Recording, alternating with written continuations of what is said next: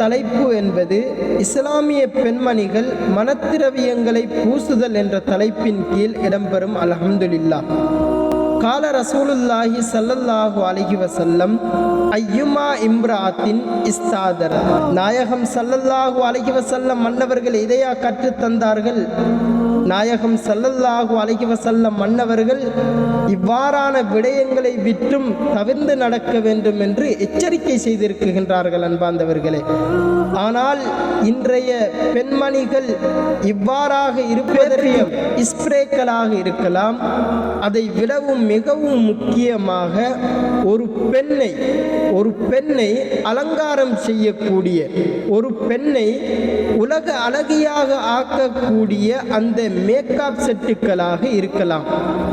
இந்த மனத்திரவியங்களை பூசிக்கொண்டோ அல்லது அதை இறுதி நொடி வரைக்கும் எம்பெருமானார் ஸல்லல்லாஹு அலைஹி வஸல்லம் மன்னவர்கள் கற்றுத்தந்தவாறு நாம் வாழ வேண்டும் அன்பார்ந்தவர்களே.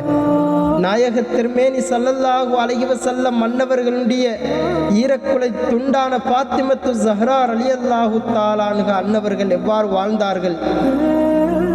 ஒரு மனிதன் கூட, ஒரு ஆண் கூட பாத்திமத்து ஸஹ்ரா ரலியல்லாஹு தஆலா அன்ஹா அன்னவர்களுடைய நறுமணமாக இன்றைய பெண்மணிகள் இவ்வாறாக இருப்பதற்கு காரணம் 2 பேரை சுட்டி காட்ட முடியும்.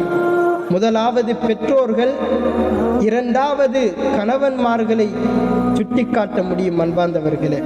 ஏனென்று சொன்னால் இந்த ஹதீஸ் அறிந்தும் அறியாமலும் ஒவ்வொரு முஸ்லிமான அனைவர்களிலோ அல்லது பஜார்களிலோ போகின்றது இந்த ஹதீஸ் எச்சரிக்கின்றது அன்பார்ந்தவர்களே. அல்லாஹ்வுக்கு சுப்ஹானஹு தஆலா நம்முடைய இஸ்லாமிய அனைத்து பெண்மணிகளையும் இவ்வாறான செயல்களில் இருந்தும் பாதுகாப்பானாக. வ ஆகிரு தஅவானா அனில் ஹம்துலில்லாஹி ரப்பில் ஆலமீன்.